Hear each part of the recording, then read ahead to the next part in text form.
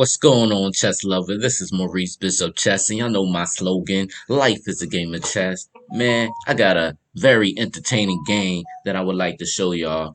Obviously, I played against 2026, and y'all are in for a treat, man. This is crazy, yo. Obviously, I played as white. My opponent played as black. So, without further ado, we actually gonna get started. E4 is what was played. He played C6. I played D4, D5, F3. Y'all know when I played against a Caracan, usually I played a fantasy, which especially in Blitz. I love it though. He takes. The whole point of the F3 and taking back with the F pawn is only because I want to get this F file. Especially when I start the castle king side. Knight F6, I go E5. I just push Knight D5, Knight F3, Bishop G4. He pins me, no problem. I go Bishop C4, E6. I castle king side. Remember I told y'all that F file, right? C5, C3. I just want to maintain that pawn on D4. Keep it strong. He takes, I take, knight C6. So now the D4 is seeming to be the target, especially in the center. So you gotta make something happen, right? Knight C3. And remind you guys, notice that this bishop is pinning this knight, and then this knight on C6 is also aiming at the D4 pawn as well. So be mindful of that. So rook A C8, bishop B3, and then bishop catches F3, right? So remind you, let's go back here. So remind you, my opponent could have just did maybe knight captures on D4, because obviously if he goes knight catches D4, obviously I can't take with this knight because the bishop would take my queen, and I can't take queen captures D4 because of bishop C5. He pins my queen, so my queen would be lost, right? So usually after knight catches D4, usually some play will be like knight catches D5, and after knight catches D5, maybe E catches D5, and then bishop E3, and then if knight catches, then he catches F3, bishop H3, and then A4 with a check, and then obviously uh, black will go bishop D7. And this is pretty I think black has the advantage, especially because well, the king is still in the center of the board, so it almost seems like anything can go. I mean, I have a pawn on E5. He has a isolated pawn on D5, which can potentially be weak. But I don't know. It's very complicated. It's just a lot of things. It's just a lot of things that can happen in this game, right? So anyway, he goes bishop captures F3. Notice he had to take the defender off of the knight on F3 so that he can get to knight catches D4. I go rook catches F3, knight captures D4, and guys, what move did I play? I played the craziest, insane move. Insane. Retarded. I mean, retarded insane.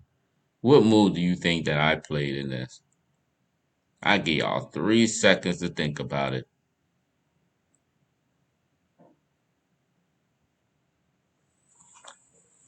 Now, a lot of y'all may think rook catchers at 7. Nah, I didn't play that. Guys, y'all ready for the move? Queen catches D4. I played queen catches D4, guys. Literally, I played queen catches D4. What? He's gonna pin your queen. You're gonna lose your queen. How did you win this? Okay. What move would you do after this, guys?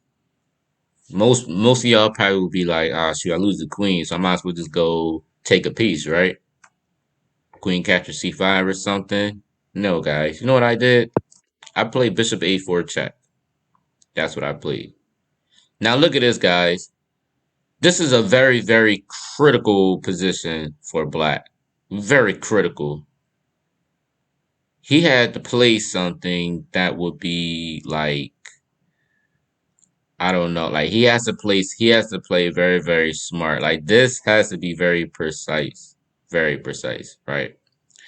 So obviously he's not going to play rook c6 because now this bishop is pinning this rook, and then I can actually take the bishop. You know, like if y'all was looking at something like this, uh, my queen is saved now because this rook can't take because this bishop is pinning this rook. So you're probably like, yeah, yeah, we already know that. We already know that. Okay.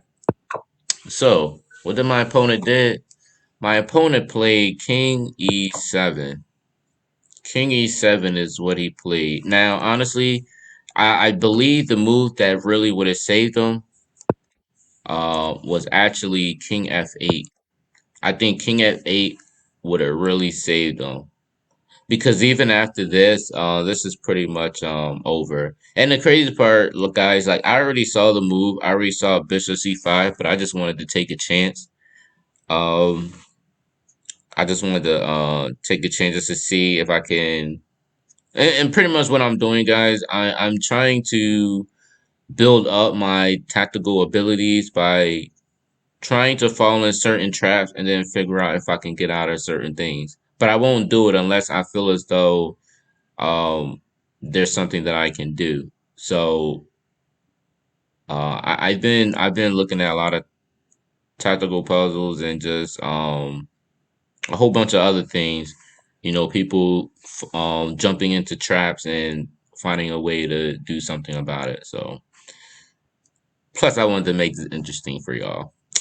So yeah, so King F8 would have been a better move. After Bishop E3, he could take Knight captures C3, Bishop captures C3, and then obviously my threat is Bishop B4 check, and then maybe Rook AD1, or actually Rook F1, so I can hit there.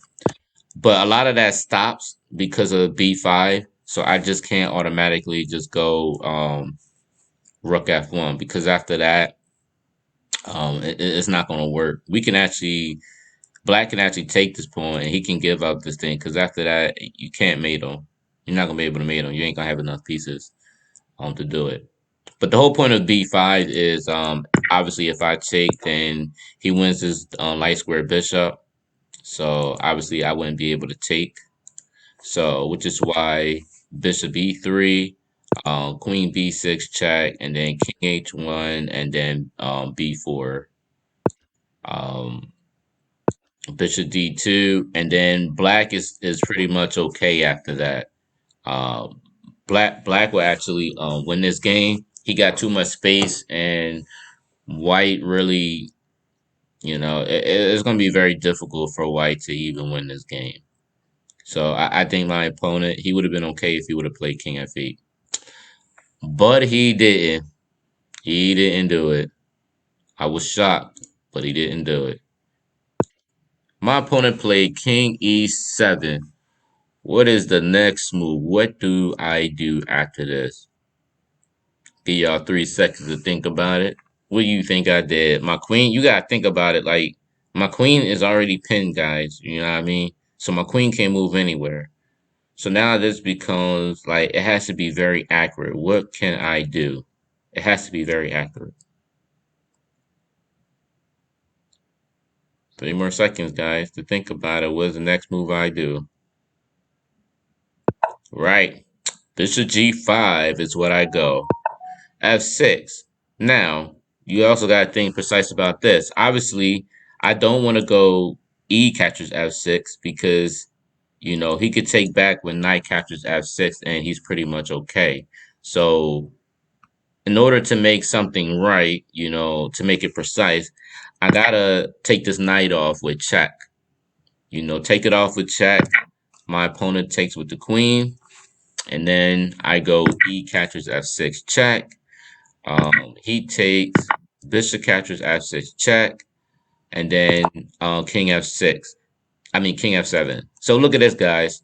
So again, he had a chance to make it a draw, but in reality, you're thinking, because you're about to win a queen, there's got to be a way, I can, still hold this position. You know what I mean? Because as black, you're gonna think white is gonna run out of maneuvers and things like that. But it's like I just kept finding shots and stuff. So the best move actually would have been King D6. Because the thing is, after King D6, black will literally have to take the draw. Literally would have to take the draw. Because just think about it, guys. He can't go D7. He can't go E8. He can't go F8 because of the rook and everything. But and then you gotta think, guys. Um, and that's actually another thing, though. After King F6, yeah, because he ain't gonna be able to go D8 because of this bishop here. So and you can't go here. And I'm about to show you why you can't go to King F7. So this is the move that he played. He played King F7. He didn't go King D6 at all because I mean he could have went to D6, but it would have been a draw. I would have just kept checking him. But after here, Bishop captures H8 check. And then after this, remind you guys, he can't go King E8 because of the bishop. He can't go here because of the rook. And if you decide to go King E7, I'm gonna just keep doing a draw with Bishop F6. Unless you make some other maneuvers. So look at this, guys. After King F7, right, and Bishop catches H8, my opponent goes King G6. King G6 is where he goes, and then I go Rook G3. He goes on King F7. I go Rook F1 check, and then he goes King E7. Rook G7 check. King D6. And checkmate.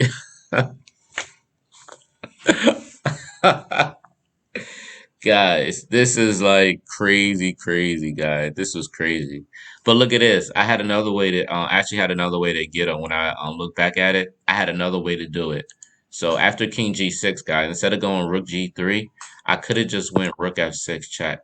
I could have just did that because if he goes King H5, I would have had Bishop D1 check, and the only way he can stop it is Queen F3 check because after I take, he goes here, and then this is checkmate. This is just insane, right? Very insane.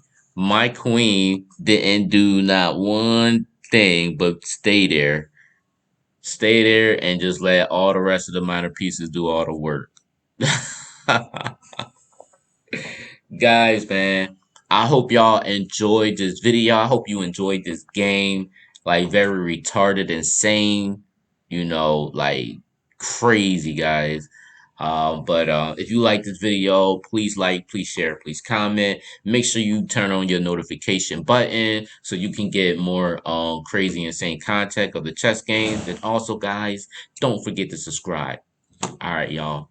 Peace.